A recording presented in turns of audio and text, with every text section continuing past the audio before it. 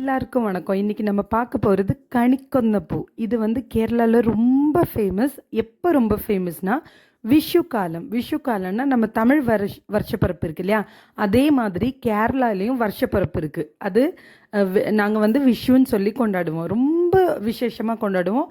ஆனால் இந்த பூ மட்டும் இல்லாமல் நம்ம கொண்டாடவே மாட்டோம் கேரளாவில். என்ன காரணம்னா இது வந்து இதுக்கு ஒரு கதை இருக்குது. ஆக்சுவலி ராமன் வந்து விஷ்ணு பகவான் ஸ்ரீராமனை அவதாரம் எடுத்தப்போ வாலியை கொன்னார் இல்லையா, அப்போ கொல்லும்போது ஒரு மரத்துக்கு பின்னாடி நின்று கொன்னாதான் சொல்லுவாங்க.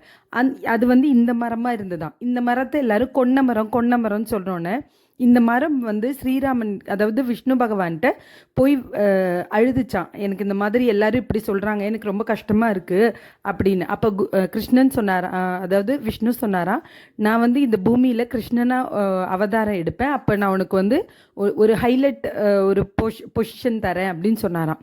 இப்படி இருக்கும்போது குருவாயூரப்பனை நம்ம அங்கே வந்து பிரதிஷ்டை பண்ணியிருந்தோம் இல்லையா, குருவாயூரப்பன் இங்கே பாருங்க, அந்த மரத்தோட இலை. குருவாயூரப்பன் ஒரு குழந்தையோட வந்து அடிக்கடி விளையாடிட்டு போவாராம். அப்போ அந்த குழந்தை சொன்னிச்சா, உன் கழுத்தில் இருக்க மணிமாலை எனக்கு ரொம்ப பிடிச்சிருக்கு. அப்போ உடனே கிருஷ்ணர் இல்லையா கொடுத்துட்டாரு. அப்போ வந்து கிருஷ்ணர் கிட்ட இந்த குழந்தைகிட்ட கேட்டிருக்காங்க, நீ வந்து கிருஷ்ணரோட மாலையை திருடிட்டியா, அதை பாருங்களேன் மணிமணியாக இருக்குது பாருங்களேன். அப்போ வந்து நீ வந்து மாலையை திருடிட்டையா அப்படின்னோடனே, இல்லை எனக்கு இந்த கிருஷ்ணர் தான் கொடுத்தாருன்னொன்னே, அப்போ வந்து கிருஷ்ணர் வந்து இந்த பையனை எல்லாரும் திட்டியிருக்காங்க.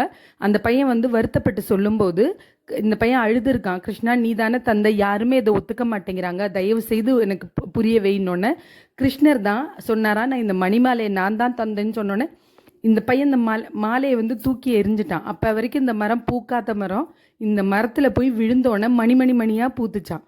அதனால் நாங்கள் எல்லா விஷயவுக்கும் கிருஷ்ணனோட அனுகிரகத்தோட இந்த பூவையும் வச்சு தான் கனி காணுவோம். இதுக்கு பேர் கணிக்கொந்த பூ.